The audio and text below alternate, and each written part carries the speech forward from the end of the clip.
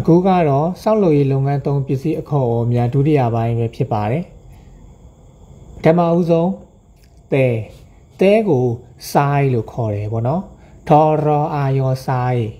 ဒီနေရာမှာကျွန်တော်လွန်ခဲ့တဲ့ဗီဒီယိုဖိုင်တွေမှာရှင်းပြပြီးပြီပေါ့နော်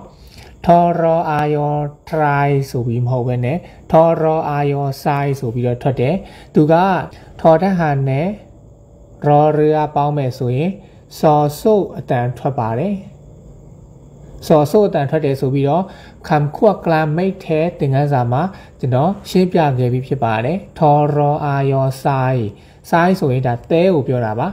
တဲမှာလည်းအမျိုးသားအများကြီးရှိတယ်ပေါ့နော်နောက်ထပ်စိုင်းရဆိုတာကျန်းတာကိုပြောတာတဲကျန်းဆိုလို့ရှိရင်စိုင်းရလို့ပြောပါတယ်စိုင်းဆိုတာတဲရဆိုတာကကျန်းတယ်စိုင်းရတဲကျန်းကျွန်တော်တို့အုပ်စီတွေပါနေရာမှာဆိုတဲကျန်းကိုအဓိကသုံးတယ်ပေါ့နော်နောက်တစ်ခုကစိုင်းလက်အီယက်ဆိုတာကနူးညံ့တာပေါ့နော်ဒီနေရာမှာလက်အီယက်ဆိုတာကနူးတယ်လို့သုံးတယ်သူ့ရဲ့အဓိပ္ပာယ်ကတော့လက်အီယက်ဆိုတာကကျွန်တော်တို့အလုပ်တစ်ခုခုလုပ်တယ်လက်အီယက်တယ်ဆိုလို့ရှိရင်ဒါသူကတက်ခက်ခန်းရှိလုပ်တဲ့ပုံစံမျိုးပြောလို့ရတယ်ပေါ့နော်ဒီနေရာမှာစိုင်းလက်အီယက်ဆိုရင်တဲနုကိုပြောတာပါတဲနုဆိုတာလည်းဒါဒီဆောက်လုပ်ရေးလုပ်ငန်းသုံးတဲ့နေရာမှာကျွန်တော်တို့အသုံးပြုတယ်ပေါ့နော်အခုနောက်ပိုင်းမှာတော့စိုင်းလက်အီရဲ့အစားကိုတခြားအသင့်လုပ်ပြီးသားတွေနဲ့အများဆုံးသုံးတယ်ပေါ့နော်တဲချမ်းစိုင်းရကတော့အများဆုံးအသုံးပြုပါတယ်ဒီနေရာမှာမှတ်ထားလိုက်မယ်လက်အီရဆိုတာကတက်ခက်နုနယ်နုတယ်ကိုပြောတာပေါ့ဒီနေရာမှာရဆိုတာကကျန်းတာတကယ်လို့စကားပြောတာကျန်းတယ်ဆိုလို့ရှိရင်စကားပြောတဲ့စကားကျန်းတယ်ဆိုရင်ခံဖို့ရဆိုလို့ရှိရင်ပြောတဲ့စကားကျန်းတယ်စကားပြောတာကျန်းတယ်လို့ပြောတာပေါ့နော်ရဆိုတာကျန်းတယ်လက်အီရဆိုတာနုတယ်တက်ခတ်တယ်လို့ပြောတာပါတူကိုရိုက်တဲ့တန်ရိုက်တဲ့တူပေါ့နော်တန်ရိုက်တဲ့တူကို con လို့ခေါ်တယ်အတန်ကိုနည်းနည်းရှည်ဆွဲမယ်နော်ခွန်လို့ဆိုလို့မရဘူးပေါ့နော် conမိုက်ထိုcon ဆိုတာတူကိုပြောတာပါနောက်တစ်ခုကပေါင်တူကိုကြတော့ con pon ခေါ်တယ်ပေါ်အော်နော်ပေါ်နော်နောက်ကဒေါ်ဒိတ်ကာရန်ကဆိုစရာမလို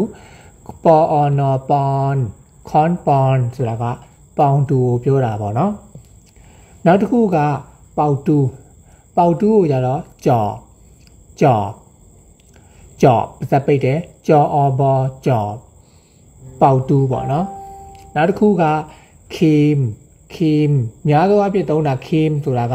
အမျိုးအစားအများကြီးရှိတယ်ပေါ့နော်ဒီနေရာမှာခေမကိုသုံးတဲ့ဟာကျတော့ကျွန်တော်တို့တန်ကိုချီတဲ့ player ပေါ့နော်တန်ချီတဲ့ဥစ္စာကိုခေါ်တာပေါ့နော်ခေမပါစပ်ပိတ်တယ်ခေါ်မောခေမတန်ချီတဲ့ player ခေမနောက်တစ်ခုကတဲတွေမြေကြီးတွေတဲတဲ့ချင်းလေးတွေတော့ကျွန်တော်တို့လက်နှစ်ဖက်နဲ့ကာရင်ပြီးတော့နော်ဘိုက်ကလေးတွေမှာထောက်ပြီးတော့မဲအချင်းအယောင်မဲလေးတွေအပြန်အောင်လေးရှိတယ်ပေါ့နော်အဲ့ဒါကိုပုံကီလို့ခေါ်တယ်ပေါ့နော်ဒီမှာပုံကီဆိုတာချင်းလေးတွေကျွန်တော်လက်ကလေးတွေနဲ့မပြီးတော့ဒီမြေကြီးတွေတဲတွေကိုပေါက်တူးနဲ့ဒီလိုရက်ထည့်ပြီးတော့တနေရာနဲ့တနေရာကိုဒီထည့်လိုက်တဲ့အရာပေါ့နော်ပုံကီလို့ခေါ်ပါတယ်ပုံကီ